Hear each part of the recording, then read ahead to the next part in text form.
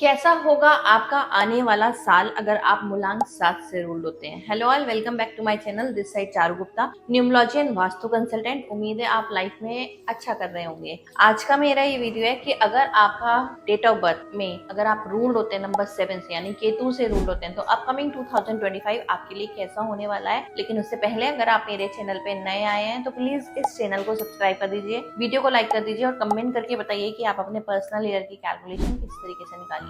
अपने वीडियो को स्टार्ट करते हैं कि अगर आप किसी भी महीने की 7, 16 या 25 तारीख को बॉर्न हुए हैं तो दैट मीन्स आप केतु से रूल्ड हो रहे हैं। अब जो केतु होता है ना, वो हमेशा याद रखना कि उसकी लाइफ में प्रॉब्लम क्या होती है। उसकी लाइफ में लोग उसे यूज करके जाते हैं और काम उससे करते हैं, प्रमोशन किसी और को मिल जाता है, या लोग आपको अपने बेनिफिट के लिए यूज करके जाते हैं। तो कहीं ना कहीं बैक स्टेप करके जाते हैं, चाहे वो पर्सनल रिलेशनशिप में हो या प्रोफेशनल रिलेशनशिप में हो, लोग इन्हें यूज करते हैं। तो अगर आपका भी नंबर 7 है तो कहीं ना कहीं डिसअपॉइंटमेंट में रहते हैं आप लोग, क्योंकि कहीं ना कहीं लोग आपको यूज करते हैं। अब ये जो साल है आपका 2025, ये कैसे जाने वाला है। अगर आपका 2025 का अगर हम टोटल करते हैं 2 + 0 + 2 + 5, इसका जो टोटल होता है वो 9 पे जाता है। तो दैट मीन्स अपकमिंग 2025 आपका 9 पर है। अब हमें यहाँ समझना है कि हमारी केतु और मार्स की बॉन्डिंग कैसी रहती है, वो साल आपको क्या देखा जाएगा। अब यहाँ पर आपको समझना पड़ेगा कि मार्स क्या है। मार्स जो है ना, वो अगर हेल्थ रिलेटेड इश्यूज से मैं बात करती हूँ तो यहाँ पे जो मार्स है ना, वो आपकी मसल्स को रिप्रेजेंट करता है, और केतु क्या है, सीजर है।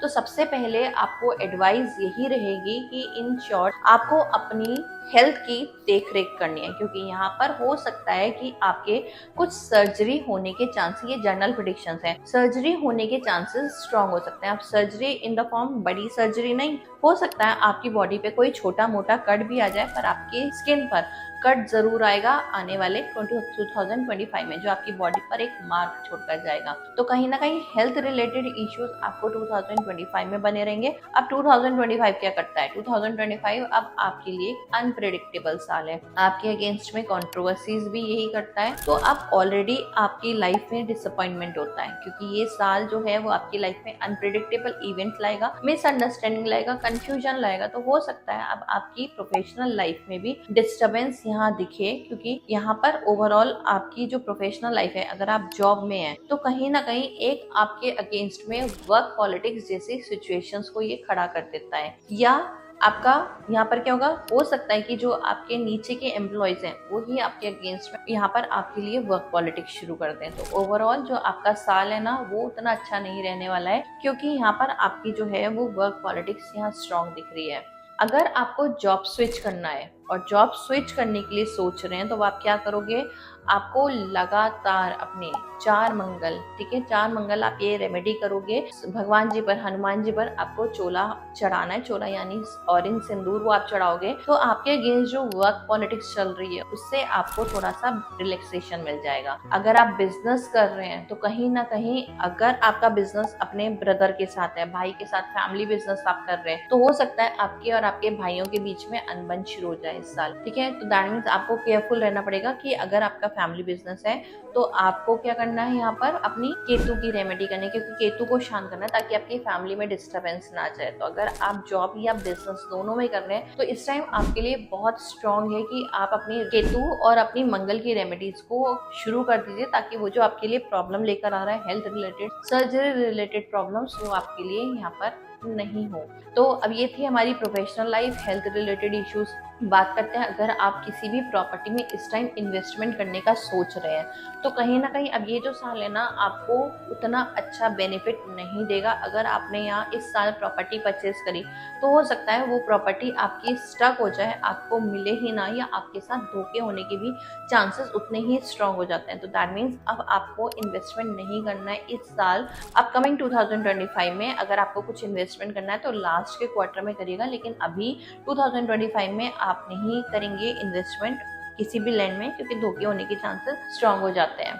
अब अगर आप फीमेल हैं और ये प्रेडिक्शन सुन रहे हैं तो दैट मीन्स अब आपके हस्बैंड की हेल्थ रिलेटेड इश्यूज होने के चांसेस स्ट्रांग हो सकते हैं। हो सकता है कि उन्हें ब्लड रिलेटेड यानी हीमोग्लोबिन भी कम हो सकता है, या उनका कोई ना कोई इश्यूज, हेल्थ रिलेटेड इश्यूज दिख सकता है, जिसकी वजह से उनका हेल्थ जो है वो अप एंड डाउन रहेगी। अगर आपका ब्रदर है उसकी भी हेल्थ रिलेटेड इश्यूज यहाँ दिख सकते हैं। तो ओवरऑल हेल्थ के लिए आपको केयरफुल रहना है। आप पर्सनल ईयर की कैलकुलेशन सीखेंगे, जनरल ईयर था, लेकिन अपनी हेल्थ का ध्यान जरूर रखना क्योंकि 9 का साल है और 9 आपको अनप्रेडिक्टेबल इवेंट देता है। तो कहीं ना कहीं हेल्थ के लिए कॉशियस रहना आप अपने।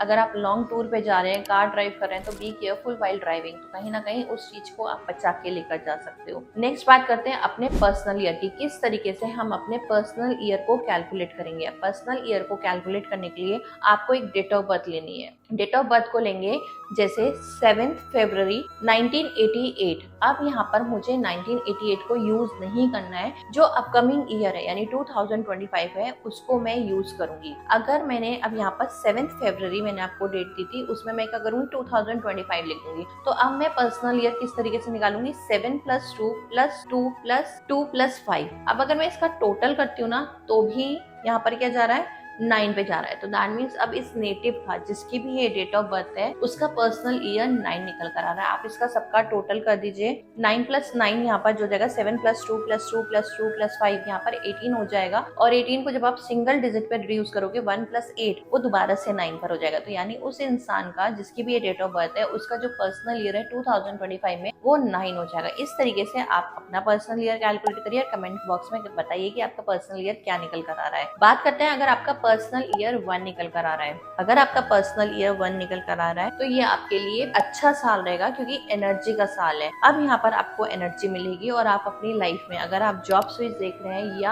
आप जॉब में इंक्रीमेंट देख रहे हैं तो वो अब आपके लिए पॉसिबल है क्योंकि ये साल जो है आपका सूर्य पर है और सूर्य आपको एनर्जी देता है। नई अपॉर्चुनिटीज का जोन होता है, न्यू बिगनिंग्स के डोर ओपन हो जाते हैं। तो अगर आप अपनी लाइफ में न्यू अपॉर्चुनिटीज को ग्रैब करना चाहते हो, नई अपॉर्चुनिटीज को क्लेम करना चाहते हो तो आप उस पर काम करना शुरू कर दो। अगर आपका बिजनेस है तो दैट मीन्स अब बिजनेस में भी आपकी यहाँ पर बिजनेस ग्रो करना शुरू कर देगा। आप अगर नया बिजनेस को लॉन्च करना चाहते हैं, प्रोडक्ट को लॉन्च करना चाहते हैं क्योंकि नया साल है, सन का साल है, एनर्जी का साल है, न्यू बिगिनिंग का साल है, तो जो भी आप अपनी लाइफ में नया स्टार्ट करना चाहते हो वो चीज आप यहाँ कर सकते हो 2025 में अगर आपका पर्सनल ईयर 1 निकल कर आ रहा है। अब जैसे मैंने कहा पर्सनल ईयर 1 जो है वो न्यू बिगिनिंग का डोर है। तो दैट मीन्स अगर आप अपनी मैरिज देख रहे हो या अपनी फैमिली को आगे बढ़ाना चाहते हो तो यानी अपना बेबी प्लान कर रहे हो तो वो सब भी प्रोबेबिलिटी आपकी स्ट्रॉन्ग है 2025 में। तो ओवरऑल आपके लिए पीरियड अच्छा रहेगा और आप अपनी लाइफ में ग्रो करोगे। हो सकता है पर अगर आपका फादर की यहाँ पर हेल्थ थोड़ा सा प्रॉब्लम करे और उनको हेल्थ रिलेटेड इश्यूज आ जाए आपके फादर से रिलेटेड।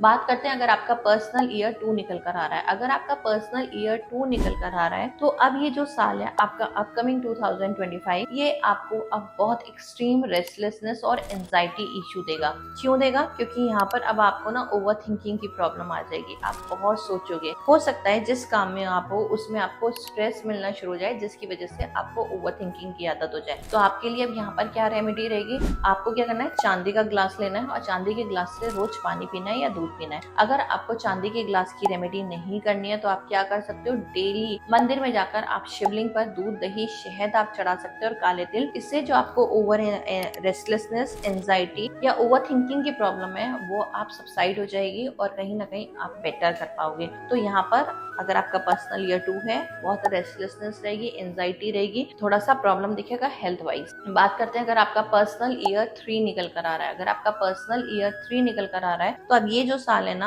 आपको क्या करना चाहिए, अगर आप बहुत लंबे समय से देख रहे हो कि आपको किसी कोर्स में एनरोल करना है तो दैट मीन्स आंख बंद करके आप किसी भी चीज में एनरोल कर लीजिए क्योंकि जो अब आप यहाँ पर स्टडीज करोगे वो अब आपका अर्न करने का एक जरिया बन सकता है। अगर आप लाइफ में फाइनेंशियली इंडिपेंडेंट होना चाहते हो तो दैट मीन्स अगर आपका साल पर्सनल ईयर 3 निकल कर आ रहा है ये आपको रिलीजियस बना सकता है या आपको किसी कोर्सेज में एनरोल करा सकता है, ये आपको किसी रिलीजियस पर्सन से मिलवा सकता है। तो ओवरऑल आपको ये स्पिरिचुअलिज्म की तरफ इंक्लाइंट कर देगा। करियर वाइज उतना इम्पैक्ट नहीं देगा लेकिन हाँ आपको रिलीजियन की तरफ थोड़ा आपको मोड़ देगा। कभी कभी ना हमें लाइफ में अपने पर भी काम करना चाहिए। तो ये अगर आपका पर्सनल ईयर 3 है तो ये आपसे बोल रहा है अपने पे काम कर लो क्योंकि जब आप स्पिरिचुअलिज्म, आप कभी रिलीजन से जुड़ोगे तो आप ग्रो ही करोगे क्योंकि आपका जो मेंटल बैलेंस है वो यहाँ पर बैलेंस होना शुरू हो जाएगा और आप आगे नेक्स्ट ईयर के लिए प्रिपरेशन शुरू कर देते हो। अगर आपका पर्सनल ईयर 4 आ रहा है राहु केतु जुड़ गए हैं, ठीक है। तो कहीं ना कहीं अब आप अपनी लाइफ में सक्सेसफुल तो हो जाओगे, बट उस साल आपकी लाइफ में क्या होगा, बहुत स्ट्रगल आने शुरू हो जाएंगे। तो यहाँ राहु केतु जब जुड़ेंगे, आप अगर 100% की मेहनत कर रहे हो अपने जॉब में, अपने बिजनेस में, तो आपको सिर्फ और सिर्फ 30% रिटर्न ही मिलेगा अपनी मेहनत का। तो दैट मीन्स अगर आप कुछ नया शुरू करना चाहते हो अपने बिजनेस, तो डू यू थिंक अगर आपको सिर्फ 30% रिटर्न मिल रहा है तो क्या वो जस्टिफाई कर रहा है? नहीं कर रहा है। तो दैट मीन्स अगर ये साल है जहां आप बैठे हो, सिर्फ वही मेहनत करो, कुछ नया शुरू नहीं करना, क्योंकि जितना मेहनत आप डालोगे सिर्फ और सिर्फ 30% रिटर्न ही आपको मिलने वाला है। तो आपकी मेहनत बेकार जाने वाली है। अब बात करते हैं फाइनेंस की, तो राहु है, तो राहु आपकी लाइफ में स्ट्रगल लाएगा, तो कहीं ना कहीं फाइनेंशियल से रिलेटेड भी उतना आपको अच्छा नहीं दिखेगा। बात करते हैं नेक्स्ट, अगर आपका पर्सनल ईयर 5 निकल कर आ रहा है, अगर आपका पर्सनल ईयर 5 निकल कर आ रहा है ना, तो अब यहाँ पर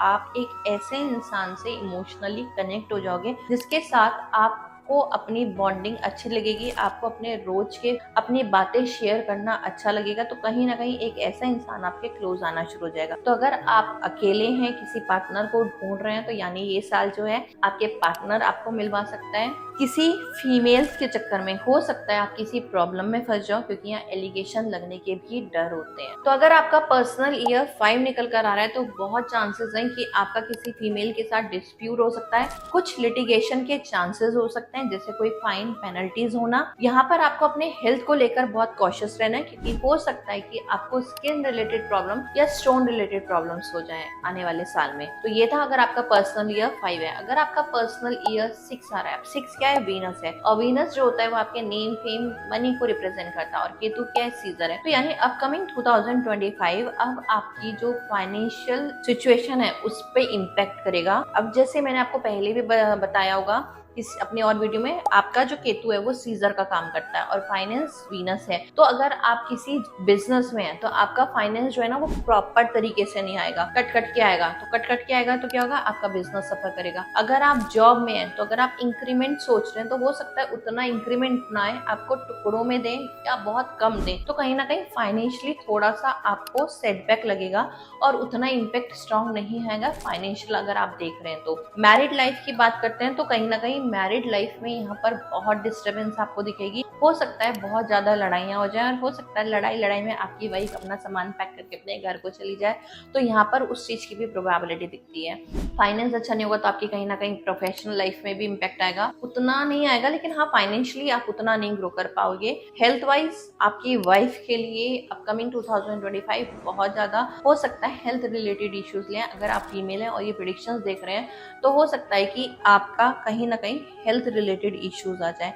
तो उस चीज़ के लिए आप केयरफुल रहिएगा और अपनी स्क्रीनिंग करा के रखिएगा, अपने टेस्ट जो भी करते हैं तो उसके, ताकि आपकी जो हेल्थ रिलेटेड इश्यूज है वो प्रॉपर अपनाओ। अगर आपका पर्सनल ईयर 8 निकल कर आ रहा है, तो अब आपका जो अपकमिंग ईयर है वो कैसे जाने वाला है। 8 क्या है, आपका शनि है, और शनि क्या है, कर्म है। कर्म और केतु क्या है, सीजर है। यानी अब यहाँ पर आपके जॉब जाने के चांसेस बहुत स्ट्रॉन्ग हो जाएंगे। हो सकता है ले ऑफ का डर बना रहे आपको, या आपके खुद के मन में हर टाइम एक आवाज आती रहे कि मैं खुद ही रिजाइन दे दूं। तो यानी वो प्रोबेबिलिटी अपकमिंग 2025 में आएगी कि या तो आप खुद जॉब से क्विट करने की सोचेंगे या ले ऑफ जैसी सिचुएशन आएगी। अगर ऐसी कोई सिचुएशन आती है तो अब आपको केतु की रेमेडी करनी है, और केतु की रेमेडी करने के लिए अब आपको क्या करना है, किसी भी हैंडीकैप आश्रम में आप दान कर सकते हैं। एक बात और, दान की ना कोई लिमिट नहीं होती है, एज पर योर पॉकेट, जितनी आपकी पॉकेट अलाउ करती है उतना दान आप करते रहिए, ताकि आपका ये जो प्लैनेट आपको परेशान कर रहा है वो आपको उतना प्रॉब्लम ना क्रिएट करे। बात करते हैं अगर आपका पर्सनल ईयर 9 आ रहा है, तो जो मैंने स्टार्टिंग में आपको प्रेडिक्शन बताई है उनसे आप अपनी मैच कर सकते हैं। तो पर्सनल ईयर 9 के लिए वही जनरल प्रेडिक्शन काम करेंगी। बात करते हैं रेमेडीज को लेकर। अब यहाँ पर आप रेमेडीज के लिए क्या कर सकते हैं, आप सुंदरकांड का पाठ पढ़ सकते हैं ट्यूसडे और या सैटरडे, जिस दिन आप पार्ट रीड करते हैं उस दिन अल्कोहल और नॉनवेज का कंजम्पशन नहीं करना है। और आप क्या कर सकते हैं, केतु की रेमेडी करने के लिए आप किसी भी कुष्ठ रोग आश्रम या हैंडीकैप आश्रम में आप दान कर सकते हैं। अब ये जो दान है ना, ये आपको थोड़ा सा फ्रिक्वेंट बेसिस पे करना है, जितनी आपकी पॉकेट अलाउ करती है। तो अगर आपकी पॉकेट 10 रुपए अलाउ करती है तो आप 10 रुपए का दान करो। इतना कोई हार्ड फास्ट रूल नहीं होता कि इतना ही करना है, बट दान रेगुलर बेसिस पे करना है। 15 दिन के पीछे कर सकते हो आप, 1 महीने के बेसिस पीछे कर सकते हो। तो जितना फ्रिक्वेंटली आप दान करोगे उतना ही आपके लिए हेल्पफुल होगा। उम्मीद है आपको ये वीडियो अच्छा लगा होगा। अगर वीडियो अच्छा लगा है तो प्लीज़ इस पे लाइक करिए और मिलते हैं आपसे नेक्स्ट वीडियो के साथ।